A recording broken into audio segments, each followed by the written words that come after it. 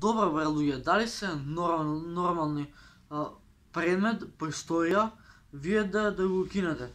Па вие треба да сте лузери, бидејќи насловот на овој се го кинува предметот по историја во основното образование.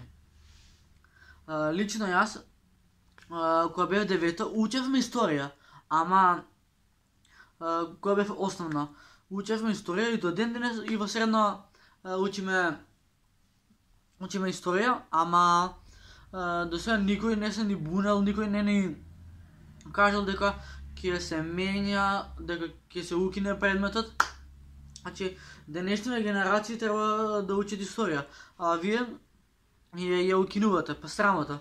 Значи, прво викате зашто децата не ја следат онлайн наставата, па после го укинувате предметот. Па како да учат децата кога ќе изгубат желба за учење, вие сте криви. Пошто историја е убаво да се учи за камено време, за ова, за она. Има интересни работи во историјата, ама вие да го кинете предметот, значи стварно треба да сте сачувај Боже.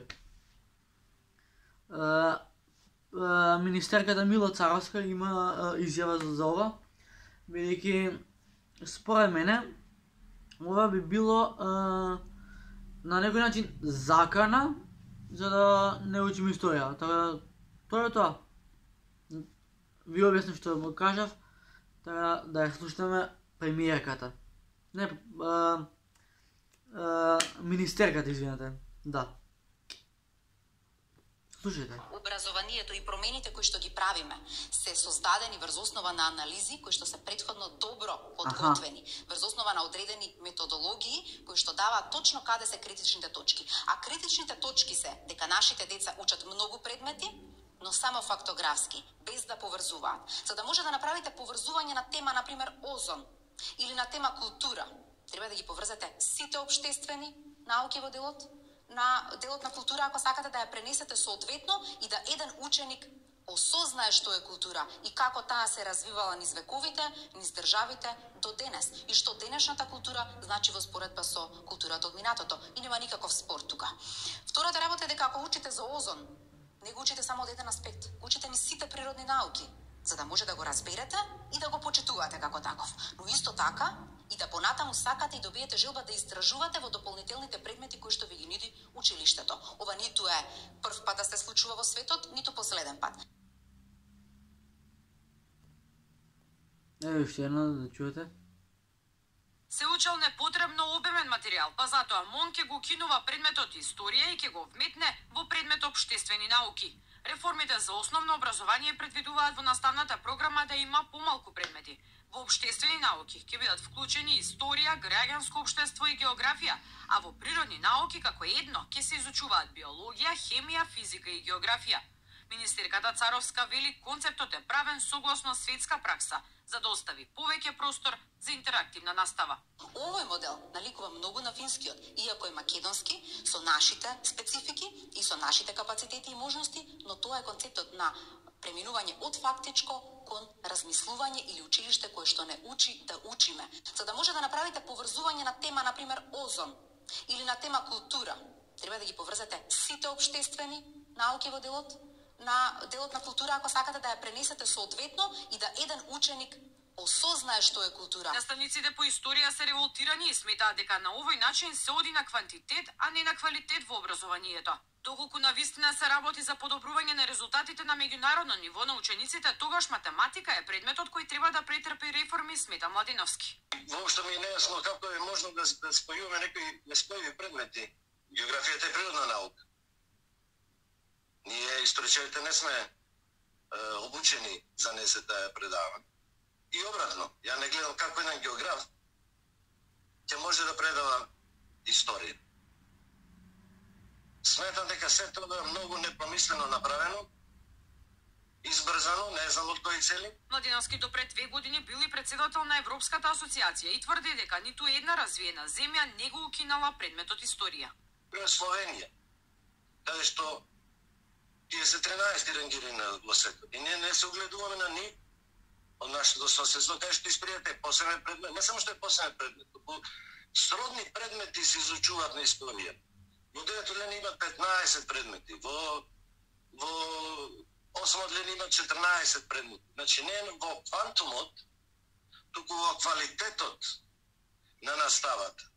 По 100 дена раководење со МОН, Царовска истакна дека најмногу труд вложиле образованието да биде достапно за сите, но не откри кога во целост ќе профункционира националната платформа за онлайн настава.